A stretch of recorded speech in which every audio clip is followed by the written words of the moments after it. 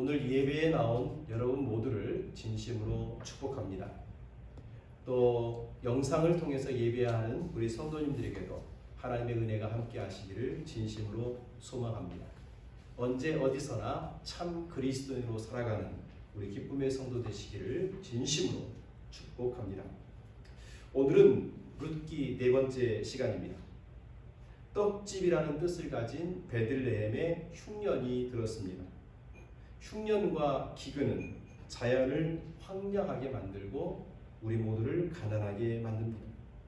흉년을 당하면 사람들은 어떻게든지 살기 위한 방도를 찾아 나섭니다. 흉년 속에서 나오미의 가정도 남편 엘리멜렉의 인도를 따라 모압으로 이주하게 되었습니다. 모압으로 살기 위해서 피신한 겁니다. 그러나 10년 동안 모압에서 지내는 동안 나오미는 정말로 괴로운 삶을 살았습니다. 남편 엘리멜렉도 죽고 말았습니다. 두 아들은 결혼하였지만 10년 동안 자녀를 낳지 못했습니다. 그리고 두 아들 모두 목숨을 다하고 세상을 떠났습니다. 흉년을 피해 살겠다고 모압으로 이주했지만 나오미는 결국 가련한 과부가 되고 텅 빈 가난뱅이가 되고 두 아들을 가슴에 묻은 상처만 가진 슬픈 여인이 되고 말았습니다. 나오미는 더 이상 모압에 있을 이유가 없었습니다. 나오미가 모압 생활을 정리하고 고향으로 돌아오려고 할 때 두 며느리가 나오미를 따라 나섰습니다. 도중에 둘째 며느리 오르바는 친정으로 돌아가고 큰 며느리 룻만 나오미 곁에 남았습니다. 나오미는 자신을 따라오는 룻을 보면서 친정으로 고향으로 모압으로 되돌아가라고 3번이나 설득했지만 룻은 끝까지 시어머니를 붙쫓았습니다. 어머니의 백성이 나의 백성이 되고 어머니의 하나님이 나의 하나님이십니다. 죽는 일 외에 어머니를 떠난다면 여호와께서 나에게 저주를 더 내려주셔도 달게 받겠습니다. 죽음에 이르는 충성을 나오미는 맹세했습니다. 룻은 맹세했습니다. 나오미는 이런 룻의 확고한 마음을 확인하고서 더 이상의 설득을 내려놓습니다. 오늘 본문 19절에 보면 나오미와 룻은 지체 없이 베들레헴으로 돌아왔습니다. 처음 고향을 떠날 때는 남편도 있고 두 아들도 있고 나오미도 젊고 힘이 있었지만 지금은 늙고 힘 없는 나오미 곁에 또 과부가 된 룻만 홀로 나오미 곁에 따라오고 있습니다. 참으로 가련한 초라한 모습이 아닐 수 없습니다. 나오미가 10수년 만에 고향으로 돌아왔을 때 다행히도 나오미를 알아보는 사람들이 있었습니다. 19절 후반절에 보면 나오미를 본 베들레헴 사람들의 반응이 기록되어 있습니다. 온 성읍이 그들로 말미암아 떠들며 이르기를 이가 나오미가 아니냐 하는지라. 여기서 떠들며로 번역된 히브리어 단어 테홈이라는 이 히브리 단어는 언약궤가 이스라엘 백성 진영으로 돌아올 때 사람들이 기뻐하며 흥분하여 떠드는 소리입니다. 솔로몬 왕이 왕좌에 오를 때 군중들이 화로성을 지르는 의미로 사용된 것이 테홈, 떠들며라는 단어입니다. 이런 용례를 우리가 이해를 하면 19절에 베들레헴 사람들이 떠들면서 나오미를 맞이하는 이 모습 속에서 10년 만에 본 나오미를 사람들이 얼마나 기뻐하고 반가워하고 환영하고 있는지를 느끼게 됩니다. 너 정말 나오미지? 우리 10년 만에 처음 봤는데 너 나오미 맞지? 이러면서 지금 나오미를 반갑게 맞이하는 겁니다.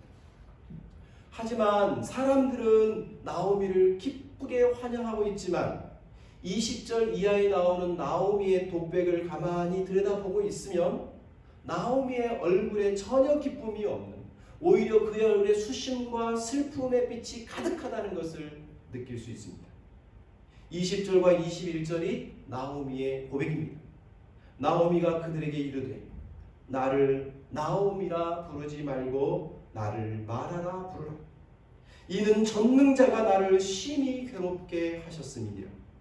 내가 풍족하게 나갔더니 여호와께서 내게 비어 돌아오게 하셨느니라. 여호와께서 나를 징벌하셨고 전능자가 나를 괴롭게 하셨거늘 너희가 어찌 나를 나오미라 부르느냐. 나오미는 사람들에게 자신을 나오미라 부르지 말아달라고 2번이나 언급합니다. 그리고 대신에 마라라 불러달라고 요청하죠. 여기서 나오미라는 이름의 뜻은 희락, 즐거움의 사람이라는 의미를 가지고 있습니다. 반면에 마라라는 뜻은 출애굽기 15장에 나오는 쓴물을 내는 우물의 이름입니다. 이스라엘 백성들이 목마른 중에 광야를 걸었을 때 멀리 있는 오아시스를 보게 되었습니다. 그리고 반가워서 달려갔습니다. 그리고 물을 마셨습니다. 그러나 놀랍게도 그 물은 마실 만한 물이 아니라 쓴물, 마라였습니다. 나오미가 자신을 나오미 대신 마라로 불러달라고 하는 것은 그간 자신의 삶이 얼마나 쓰고 쓴 삶을, 고생과 역경의 삶을 살았는지를 대변해주고 있습니다. 21절에 보면 나오미가 풍족한 중에 나갔지만 지금 돌아오는 이 길에는 내가 비어서 돌아오게 되었다라고 고백합니다. 한마디로 빈 털터리, 쓰디쓰라린 인생을 살았다고 지금 말하는 겁니다. 그런데 왜 나오미의 삶이 이토록 쓰디쓴 마라의 삶이 되었을까요? 나오미는 그 이유를 전능자 여호와께 돌리고 있습니다. 여러분, 이 나오미의 고백을 한번 자세히 보십시오. 나를 나오미로 부르지 말고 마라라 부르라고 했는데 이 마라라는 단어, 이게 바로 뒤에 나오는 괴롭다라고 하는 단어와 같은 단어입니다. 나를 마라라 부르지 마라. 마라라 불러라. 왜냐하면 전능자가 나를 괴롭게 했고 전능자가 나를 텅텅 비게 만들었고 여호와께서 나를 징벌하셨고 여호와께서 나에게 아무것도 없이 만들어버렸고 전능자가 나를 괴롭게 했기 때문에 나는 나오미가 아니라 이제 마라일 뿐이다. 여러분, 오늘 이 본문에 가만히 보면 전능자 여호와, 즉 하나님을 가르치는 이 호칭을 2번씩 총 4번을 반복하는 가운데 이 여호와와 함께 자신을 1대1로 대칭을 시킵니다.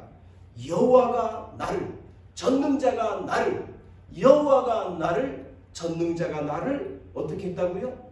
쓰게 했다, 괴롭혔다, 비게 만들었다, 나를 징벌하였다. 그래서 나는 마라가 되었다. 나오미의 부모님은 사랑하는 딸을 위해서 너가 행복한 인생, 기쁨의 인생을 살라고 나오미라는 이름을 붙여줬지만 전능자는 오히려 나에게 징벌을 내리고 텅텅 비게 만들고 괴롭히고 짓눌러서 마라로 만들었으니 이제부터 나는 부모님이 지어주신 나오미가 아닌 하나님께서 만들어주신 마라일 수밖에 없다. 한마디로 말하면 내가 이렇게 고달프고 힘든 인생을 살게 된 건 다 하나님 때문이다. 이렇게 말하는 것처럼 들리지 않습니까? 여러분, 부모님이 지어준 이름을 버리고 마라라고 변경하고 싶을 정도로 지금 나오미의 마음은 상해 있습니다. 그리고 이 상한 고통을 전부 하나님 때문이라고 책임을 전가하고 있습니다. 어떻습니까? 여러분, 이런 나오미의 모습을 보면서 여러분은 어떤 생각이 드십니까? 어떤 분들은 이 격정적으로 자신의 슬픔과 고통을 하나님 때문이라고 그 책임을 전가하는 이 나오미의 모습을 보면서 아주 불신앙적인, 경건하지 못한 잘못된 행동이라고 평가하는 분들이 있습니다. 그 대표적인 예로 스코틀랜드의 조지 모리슨이라는 목사님은 이렇게 설교했습니다. 우리 불행 중 90%는 우리의 이기심에서 비롯된다. 그런데도 나오미는 이기심에 사로잡혀 하나님께 분개했던 것이다. 그녀는 자기를 괴롭게 하신 분이 바로 여호와라고 비난했다. 그녀는 여호와께 순복해서 그분의 사랑의 징계를 받아들이지 않았기 때문에 의의 평강한 열매를 맺지 못했다.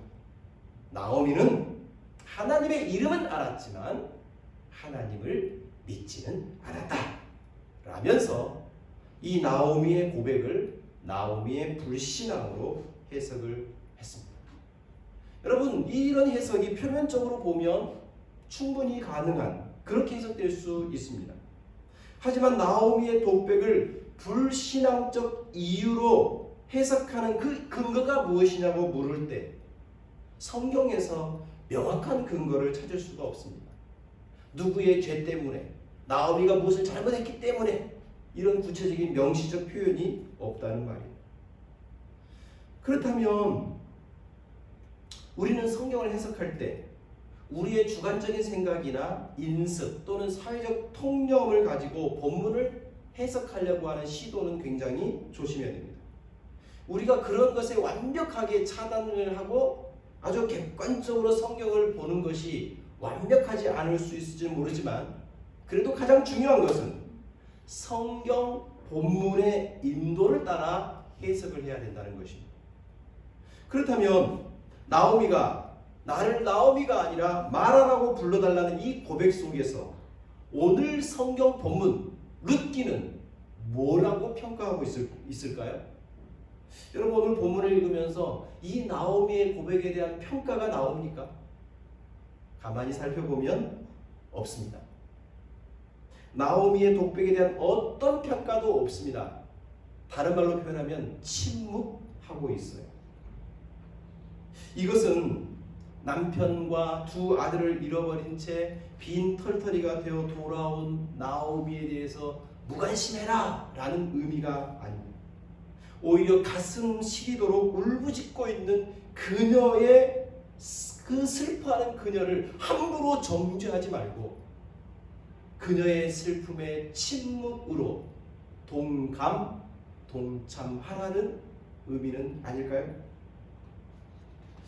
여러분, 이런 나오미의 이런 막 슬퍼하고 하나님 때문에 내가 이렇게 괴롭게 됐다고 이렇게 격정적으로 어찌 보면 불평한 감정을 드러내는 것이 성경에도 자주 등장합니다. 표면적으로는 대단히 신앙적으로 보이지만 실제적으로는 그 마음에 하나님이라는 절대적인 신앙을 포기하지 않는 그런 시와 노래들이 성경에 많이 등장해요. 그것을 우리는 애가 또는 탄원시라고 표현합니다. 여러분, 시편의 히브리어 명칭을 테헬림이라고 얘기합니다. 이 테헬림이라는 뜻은 찬양이라는 뜻이에요. 실제로 시편의 그 마지막 부분 146편부터 150편에 보면 할렐루야로 시작해서 할렐루야로 끝나는 거대한 찬양시가 이 시편에 많이 있습니다. 그러나 150편으로 구성된 이 시편의 기본적인 내용이 찬양과 감사를 많이 드러내고 있지만 시편을 압도하는 느낌은 슬픔, 애가입니다.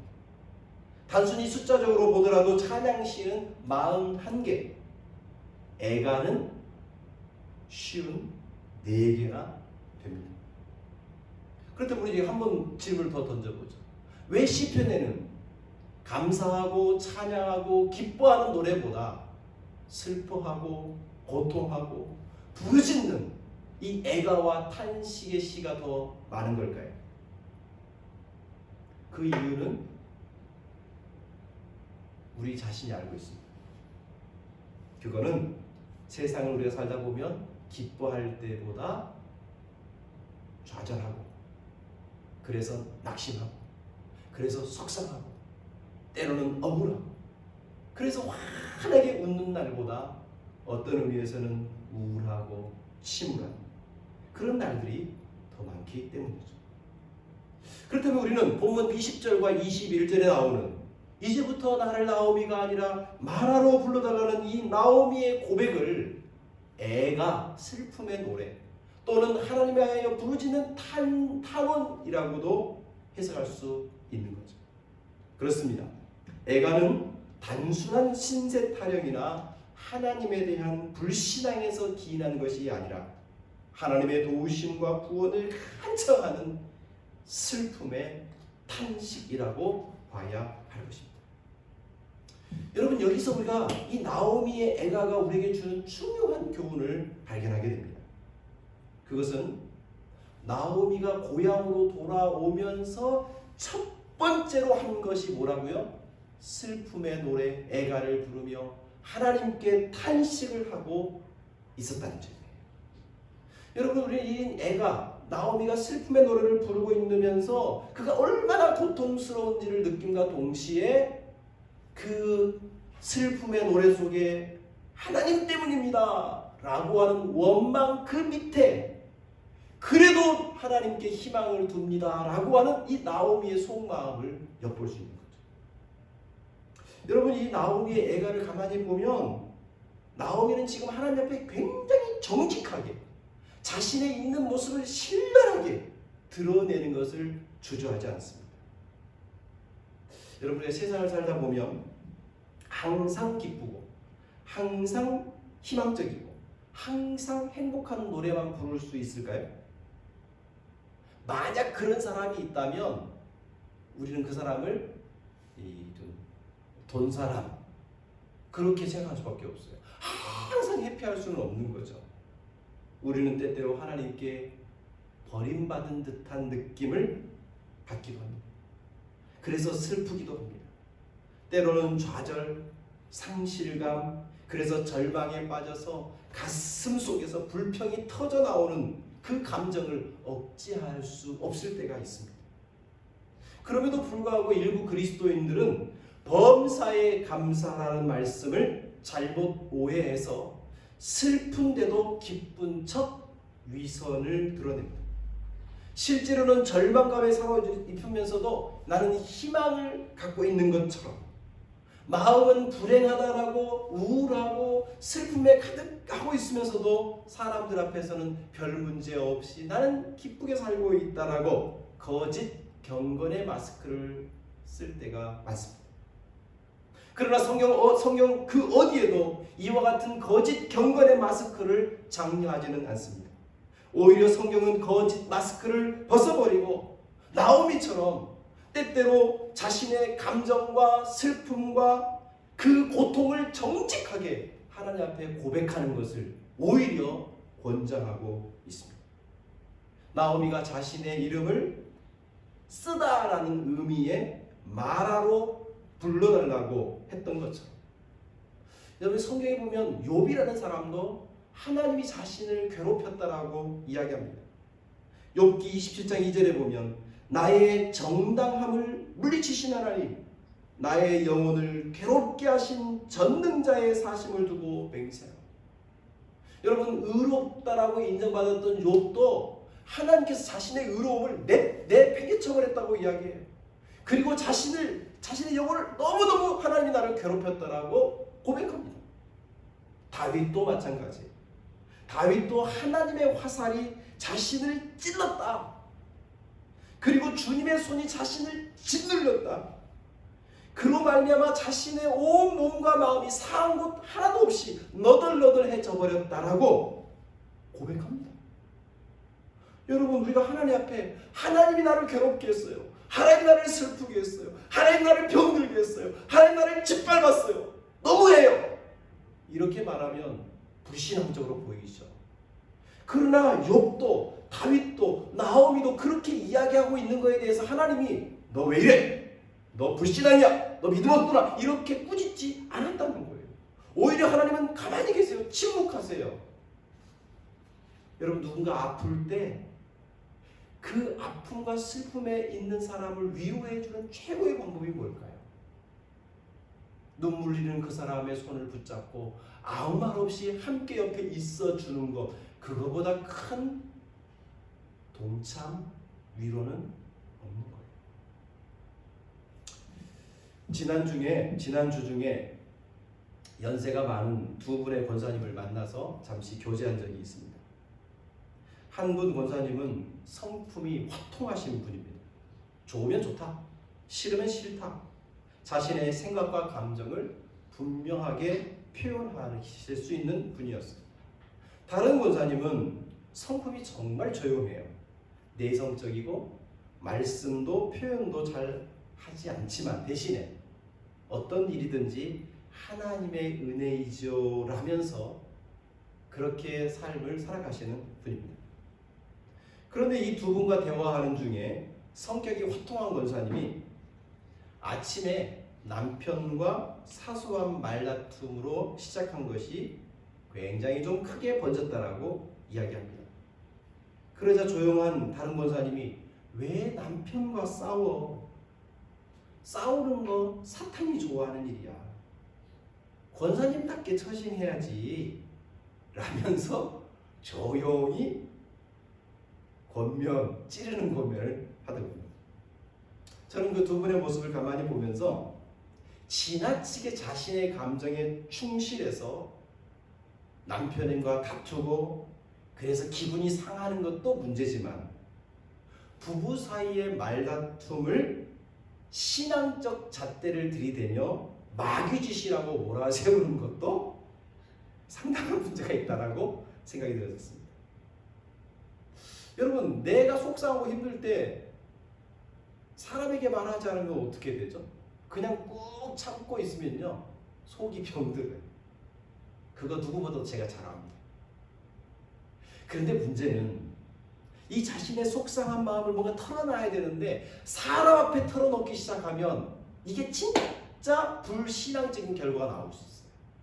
당신 때문에, 당신의 어떤 점 때문에 이렇게 힘들어, 이렇게 자기의 상한 마음과 고통을 사람 앞에 토해놓으면 오히려 다툼이 생기고 상처가 깊어지고 자칫 불신앙적인 결과를 만들어낼 수 있어요.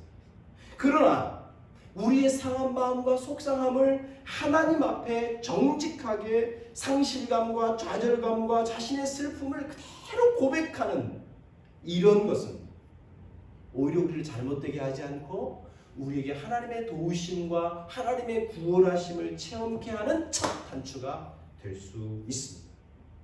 성도 여러분, 우리 현대인들은 자신의 삶이 잘못되었다는 것을 잘 인정하지 않으려는 경향이 있습니다. 그리스도인들조차도 실제로 문제 가운데 있으면서도 문제가 없는 척 경건의 모습을 드러내면서 속은 계속 상해가는 거죠. 그러다 보니 문제를 하나님 앞에서 치료받는 이런 과정이 점점 없어져 버립니다. 그러나 하나님 앞에서 슬픔을 드러내고 탄원하는 것은 불신앙이 아닙니다. 하나님 앞에 나의 지금 고통스러운 현실을 그대로 고백하면서 하나님의 도움을 구하는 이 애절한 슬픔의 눈물, 간절한 탄원은 오히려 하나님의 치유와 구원을 경험케 하는, 그래서 심리적으로 절망에서 희망으로 나아가도록 하는 동력이 될 수 있습니다. 여러분, 니콜라스 월터스포프라는 분은 참된 믿음은 불안과 믿음 사이의 진자 운동 속에서 세워진다고 했습니다. 미국 예일대학교 철학 교수인 니콜라스 월터스포프는 불과 25밖에 되지 않는 아들 에릭을 별안간 잃게 되었습니다. 독일에서 현대 건축의 기원에 관한 박사학위 논문을 쓰고 있던 아들이 오스트리아에서 산행을 하다가 실족하여 목숨을 잃어버린 겁니다. 니콜라스 교수는 한동안 깊은 상실과 고통에 사로잡혀 그 괴로움을 해결할 방법이 없었습니다. 그때 그 아픔을 나는 사랑하는 사람을 잃었습니다라는 책에 이렇게 기록했습니다. 한 친구가 내게 말했다. 잊지 말게라. 에릭은 지금 하나님 품 안에 있다네. 나는 그 말에 깊은 감동을 받았지만 위로는 되지 못했다. 나에게 에릭을 돌려받는 일 외에 그 어떤 것도 위로가 되지 않았다. 그것이 나의 애통함이다. 나는 에릭을 돌려달라고 간구하고 싶었지만 그렇게 할 수 없다. 그래서 빙빙 돌려대며 전곡을 찌르지 못했다. 여러분, 아들을 잃은 이 아버지의 슬픔을 무엇으로 위로할 수 있습니까? 아들이 다시 살아 돌아오지 않는 한 어떤 것도 위로가 되지 않는 거죠. 그래서 하나님께 아들을 돌려주세요 라고 하고 싶지만 그럴 수 없다는 것을 잘 알고 있기 때문에 그렇게 기도하지도 못했다는 거예요. 그러는 동안 자기는 빙빙 돌면서 슬픔과 방황을 속에 빠질 수밖에 없었다는 고백이죠. 어떤 것도 슬픔에서, 아들을 잃은 슬픔에서 위로받지 못했던 이 니콜라스는 같은 책에서 자신이 치료받을 수 있었던, 그 슬픔을 이겨낼 수 있었던 그 비결로 다윗의 예가 때문이라고 이야기해 주고 있습니다. 니콜라스는 다윗의 시편 42편을 묵상하는 동안 다윗의 그 슬퍼하며 눈물 짓는 속에서 노래하는 그 애가를 통하여 자신과 똑같은 심정으로, 자신도 그와 같은 애가를 통하여 다윗처럼 회복됐다고 말하는 거예요. 시편 42편에 보면 내 눈물이 주야로 내 음식이 되었습니다 라고 다윗이 고백합니다. 다윗은 하루 종일 눈물을 질질질 흘리는 슬픔 속에 빠져 있었던 거예요. 그런데 계속 읽다 보면 너는 너의 하나님을 바라라. 그의 얼굴의 도우심을 인하여 내가 오히려 찬송하리로다 내 하나님이여. 하루 종일 울고 있던 다윗이 어느 한순간 하나님을 바라보고 하나님을 찬송하고 하나님을 의지하겠다고 믿음을 막 되살리더라는 거예요. 그러더니 그의 시편을 또 읽다 보면 어찌하여 나를 잊으셨나이까? 내가 어찌하여 원수의 압제로 인하여 슬프게 다니게 하시나이까? 하나님을 찬양하던 다윗이 갑자기 또다시 하나님이 나를 잊어버렸구나, 하나님이 나를 왜 원수들에게 짓밟히게 하는 것인가, 또 이렇게 원망과 슬픔을 또 토해내더라는 거예요. 찬송을 부르던 다윗이 원수의 앞잡혀서 슬픔에 휩싸이고 하루 종일 슬픔에 휩싸였던 다윗이 또다시 하나님을 바라보며 하나님을 찬양하겠다고 그러고, 그렇게 찬양하던 다윗이 또 하나님이 왜 나를 잊어버렸습니까? 원망하고 불평하더라는 거예요. 니콜라스는 이렇게 표현합니다. 이처럼 다윗은 애통함과 신뢰라는 마치 활의 나무와 줄처럼 긴장 관계 속에서 낭망하며 불안해하다가도 그의 믿음이 죽지 않고 다시 되살아난다. 애통함과 믿음과 애통 사이를 왔다 갔다 하면서 결국 하나님에 대한 믿음과 사랑 안에서 하나가 된다. 불안과 믿음 사이의 진자운동 속에서 다윗의 멍이 든 믿음, 갈망하는 믿음, 거의 텅 빈 믿음을 보았다. 여러분, 니콜라스는 다윗이 하나님께 슬퍼 탄식하며 하나님 어디 계십니까? 하나님 왜 나를 이렇게 짓밟으십니까? 그래도 나는 하나님 바랄 거요. 이렇게 말하는 다윗의 애각을 보며 자신의 상황이 그러하다는 것을 솔직하게 고백한 거죠. 여러분, 우리도 그렇지 않습니까? 하나님에 대한 믿음을 갖다가도 힘들고 어려운 금세 좌절했다가도 또다시 하나님 도와주세요 라고 하나님께 와오고, 그 과정에서 눈물을 흘리고 슬퍼하며 좌절하고 낭망하기를 반복하는 가운데서 우리의 믿음이 조금씩 세워지고 만들어지고 강해지지 않았습니까? 암 전문의 이병욱 박사님이 쓰신 울어야 삽니다라는 책이 있습니다. 지난 봄에 어머니를 잠시 방문했더니 어머니가 저에게 선물로 주신 책이었습니다.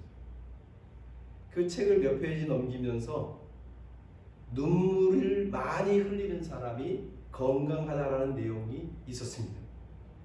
그러면서 한 편의 시를 소개하고 있었습니다. 임병곤 시인의 눈물 예찬이라는 시였습니다. 눈물은 보약입니다.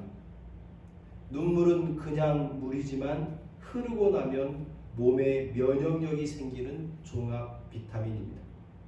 눈물은 해독제입니다.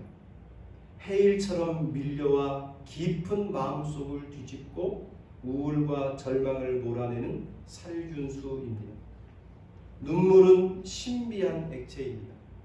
쇳물도 못 녹이는 꽁꽁 얼어붙은 원수의 마음도 봄눈 눈 녹듯 녹입니다. 눈물은 하늘 씨앗입니다. 마음껏 울고 나면 웃음꽃이 피어나고 눈물을 뿌리면 기쁨을 추수합니다. 눈물은 약속입니다. 비견 후 희망의 무지개가 피어나듯이 눈물 후 언약의 무지개가 피어납니다. 눈물은 은혜입니다. 눈물의 기도가 수증기가 되어 올라가면 은혜의 단비가 되어서 촉촉히 내려옵니다. 아, 눈물 흘리는 자가 복이 있습니다. 여러분 어떻습니까? 우리가 흐르는 눈물은 땅으로 떨어지지 않고 우리의 흐르는 눈물은 하늘로 올라가서 하늘로부터 우리에게 은혜의 단비가 되어 내려온다는 이 시인의 표현이 어쩌면 지금 나오미에게 꼭 맞는 표현이 아닐까요? 그래서 우리 주님께서는 마태복음 5장의 산상수훈에서 애통하는 사람은 복이 있다. 왜냐하면 애통하는 사람이 위로를 받기 때문이다 라고 말씀하십니다. 여러분, 나오미처럼 우리 하나님 앞에서 슬픔의 눈물을 흘릴 줄 아는 사람, 그런 사람은 진정한 하나님의 위로를 받을 수가 있습니다. 마음이 슬프고 고통스럽고 아픔에도 불구하고 나는 기쁩니다. 나는 행복합니다. 나는 문제가 없습니다. 그러니 하나님 앞에 기도할 필요도 없고 하나님의 도움을 구할 필요도 없습니다 라고 가면, 그 위선의 경건의 가면을 쓰고 있는 동안은 우리는 하나님의 위로와 축복을, 그분의 구원하심과 그분의 채우심을 경험할 길이 없습니다. 그러나 사람들이 뭐라 하든지 간에 나는 지금 고통스럽습니다. 나는 지금 아픕니다. 나는 지금 텅 빈 상태입니다. 나에겐 기쁨이 없고 쓰디쓴 만화와 같습니다 라며 이 모든 원인이 마치 하나님께 있는 것처럼, 왜 하나님 나에게 이런 슬픔을 주십니까? 왜 하나님 나에게는 좌절을 주십니까? 왜 나에게 이렇게 절망하게 하십니까? 왜 나에게 이렇게 짓밟으십니까? 라며 하나님께 슬퍼하며 애통하는 것은, 이것을 하나님은 오히려 기뻐하십니다. 그래서 지금 텅 비어버리고 쓰디쓴 인생이 되어진 이 나오미를 이제 하나님이 어떻게 채우시고 어떻게 다시금 기쁘게 만드시는지 우리는 이 룻기를 통해서 보게 됩니다. 오늘 마지막으로 22절을 한번 보시죠. 22절 시작. 나오미가 모압 지방에서 그의 며느리 모압 여인 룻과 함께 돌아왔는데 그들이 보리 추수 시작할 때에 베들레헴에 이르렀더라. 지금 이 눈물을 흘리고 있는 나오미가 지금 하나님 앞에 애통하며 애가를 부르는 이 순간, 나오미의 주변에 어떤 상황이 있습니까? 첫 번째는 모압 며느리 룻이 그와 함께 있다는 것. 그리고 또 하나는 그들이 마침 도착한 그때가 어느 시기라고요? 보리 추수 시기였다. 여러분, 이게 나오미에게서 어떤 의미인지 우리는 다 모릅니다. 그러나 하나님께 눈물로 애통한 마음으로 하나님께 호소하는 이 나오미 주변에 룻과 그리고 보리 추수 때라고 하는 이 두 가지가 앞으로 어떻게 나오미의 인생을 회복시키는지 우리는 다음 주에 만나도록 하겠습니다. 기도하겠습니다. 하나님 아버지, 오늘 나오미의 예가를 살펴보았습니다. 넉넉하고 풍성한 중에 나갔던 나오미가 빈털터리가 되어서 쓰디쓴 인생의 경험을 하고 좌절 속에 돌아왔습니다. 나오미는 이런 슬픔과 고통을 감추지 않고 하나님 때문에 내가 이렇게 고달픕니다. 하나님 때문에 내가 이렇게 아픕니다. 하나님 때문에 내가 이렇게 쓰디쓴 인생이 되었습니다. 하나님 때문에 빈털터리가 되었습니다. 그러나 나는 하나님을 버릴 수 없습니다. 축복의 하나님, 내가 이렇게 고통스러운 것은 축복의 하나님 계시지 않는 것처럼 느껴지기 때문입니다. 그러나 하나님은 사랑의 하나님이시기에 이런 나를 다시금 채워줄 수 있는 분이고 다시금 기쁨을 줄 수 있는 분이라고 믿습니다. 그러니 하나님 나를 도와주세요. 그러니 하나님 나를 붙잡아 주세요. 오늘 이 나오미의 애절한 눈물의 노래를 우리가 살피면서 오늘 우리에게도 이 애가가 필요한 줄로 압니다. 우리 성도님들 마음이 아플 때 하나님 도와주세요. 하나님 살려주세요. 그렇게 울부짖을 수 있는 우리 성도들 되도록 도와주세요. 문제가 있음에도 불구하고 없는 척 살아가지 않게 해주시고 하나님만이 나의 해결자인 것을 믿고 하나님께